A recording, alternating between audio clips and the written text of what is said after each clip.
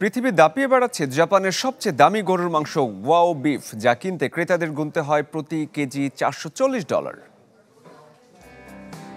বিশ্বজুড়ে গরুর মাংসের বাজার প্রতিনিয়ত বড় হচ্ছে। 2023 সালে গরুর মাংসের বাজার ছিল $236 বিলিয়ন। 2024-এ যা পৌঁছাতে পারে $260 বিলিয়নে। $260 বিলিয়ন মধ্যে 2023 সালে $37 বিলিয়ন বাজার ধরে রেখেছে জাপানের ওয়াগু জাতের গরুর মাংস। স্বাদের হিসেবে যা বেশ পরিচিত বড় রেস্টুরেন্ট ও খাদ্য রসিকদের রান্নাঘরে। নরম তুলতুলে মাংস আর চর্বির ভাঁজে লুকিয়ে থাকা স্বাদ নিতে ক্রেতাদের এর জন্য গুনতে হয় কেজি প্রতি $440। খামারে প্রমাণ সাইজের এ জাতের একটি গরু বিক্রি হয় সর্বোচ্চ $30,000। বাজারে চাহিদা প্রতিনিয়ত বাড়তে থাকায় 2032 সাল নাগাদ এ মাংসের বাজার পৌঁছাবে $37 বিলিয়নে। কুরোগি, আকাগি, মুকাকো এবং নিহন তানকাকু এই 4 জাতের গরু থেকে পাওয়া যায় ওয়াগু বিফ। মাংসের গঠন এবং স্বাদ আনার জন্য জাপানের ফার্মগুলোতে দূষণমুক্ত পরিবেশে লালন পালন করার পাশাপাশি খাওয়ানো হয় বিশেষ খাবারের মিশ্রণ।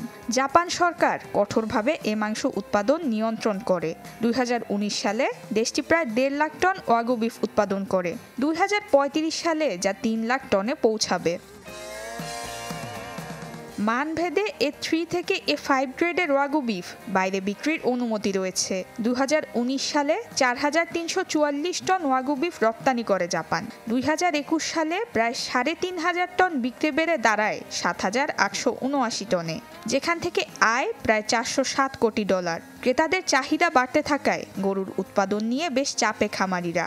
চাহিদার তুলনায় সরবরাহ অনেক কম থাকায় দামটাও বেশ চড়া। বাজার দখলের প্রতিযোগিতায় ওয়াগু বিফের দখল ছাড়তে নারাজ জাপান। সেজন্য 1997 সাল থেকে এই জাতের জীবিত গরু রপ্তানিতে রয়েছে নিষেধাজ্ঞা।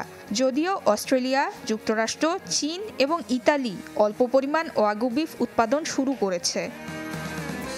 নুসরাত মৌমি, চ্যানেল 24।